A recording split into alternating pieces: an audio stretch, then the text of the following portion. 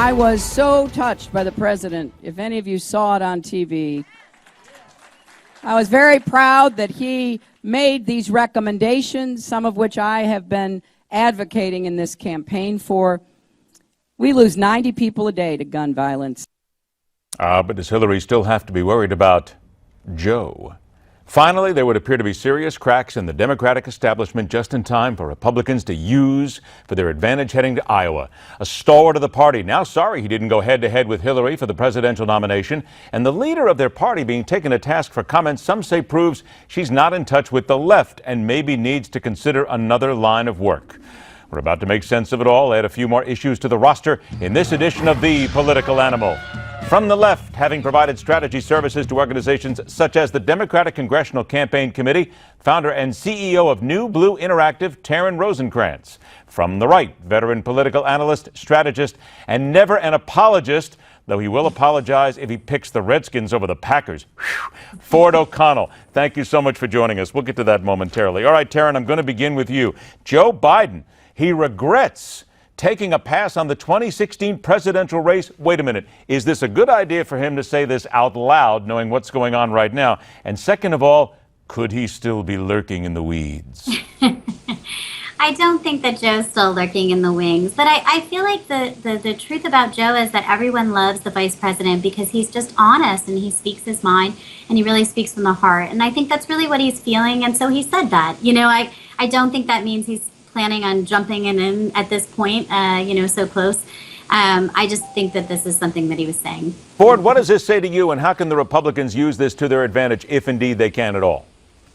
Well, it's not a ringing endorsement of Hillary Clinton, and they want to make the point to the progressive base that, oh, gee, the DNC wants you to fall in line. Herein lies the problem for Joe. He may regret not getting into this race. He may be kicking himself, but he can't get into this race because he can't get on the ballot in a third of the states. His time has passed, unfortunately, but I always like a little drama and a good fight among Democrats. But that's just it. How can the Republicans use this, if they wanted to their advantage right now, heading for Iowa and then looking at Hillary and Bernie and the fight going on there? Well, it's quite clear the Democratic Party doesn't just want to fall in line for the Clinton coronation. There's obviously several people out there, unions like Joe Biden, progressives like Bernie Sanders. The point is, let's just have a three-way shootout. And I think we can make that happen on certain issues. My goodness, stunning. They're not ready for the coronation. I'm absolutely taken aback. I'm sure Taryn is as well. All right, Taryn, come back to you now. Let's something else on the Democratic side here. Debbie Wasserman Schultz is getting a lot of heat, and here's her statement. She called women complacent on abortion rights, and she was referring back to the original Roe v. Wade decision. Here's what I see: a complacency among the generation of young women whose entire lives have been lived after Roe v. Wade was decided. One group, Credo Action, they've sent out petitions to almost 4 million activists saying Debbie Wasserman Schultz has got to go. Has she outlived her usefulness? Not at all. Not at all. And I think, the very left wing or the very right wing of the Republican Party frequently like to do this to kind of stir up, trouble against the leadership of the party because they want to have more of a say and they want to have their own say injected into what the entire party thinks. And so this is a play for that, quite honestly. But I don't think that she has outlived her time. I think she's a great leader, and I think the majority of the party Ed, here's the deal. One of their complaints is that she's in the tank for Hillary Clinton. They are absolutely right about that fact, considering that they have a fundraising shared agreement. Here's where they're wrong, though, the progressives. She doesn't work for Democrats or for the progressives. She was appointed by Barack Obama and works for him, and her job is to make sure his legacy stays on with Hillary Clinton. So, all right, Taryn, is she in the tank for Hillary Clinton then? Because I'll tell you what, you still got a pretty good candidate sitting out there in Bernie Sanders. Again, another one lurking in the weeds.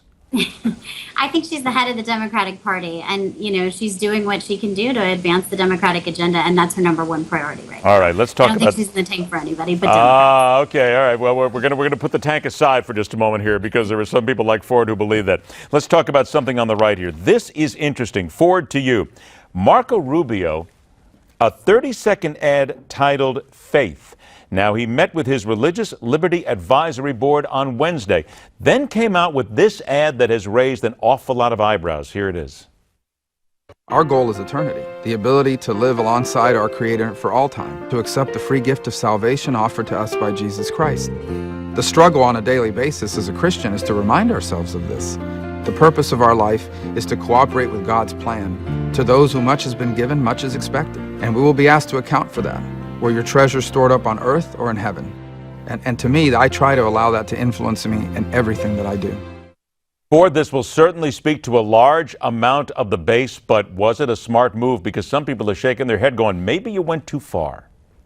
I totally disagree. Marco Rubio's worried about where he's going to get an early state win. He's afraid he's locked out of New Hampshire. He's now going to Iowa with this ad because 60% of Iowa caucus goers are evangelical. If he doesn't get an early state win, it won't matter how far he went. But did he go too far? Because let's be very honest here. Some people will look at the Jesus Christ and they will say, wait a minute, I'm not Catholic. Why should I then go for Marco Rubio?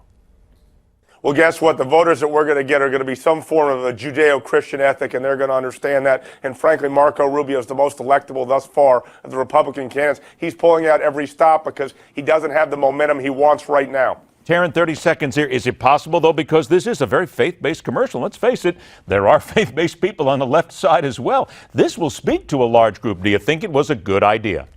No, I think it was a misstep, quite honestly, because I think in the general election, you know, it's a little bit isolating for him to say that to the rest of the population, voting population, to try to win to the right for his presidential primary. And I think you pay for that when you go too far in one direction, in the general, if he was to be the nominee.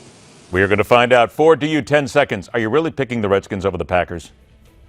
I have to pick the Redskins over the Packers because if they win, then the booze will be flowing in the bars in D.C. That's it, boy. That's what I wanted to hear. That's the reason why to pick somebody, especially in D.C., because if the booze is flowing free with the skin-tight skinflints that are in that town, you're rocking. Ford O'Connell, Taryn Rosenkranz, thanks so much for joining us. We'll speak to you again real soon. Hey, we'll talk cheesesteaks in sanctuary cities. Going around the dial next on The Hardline.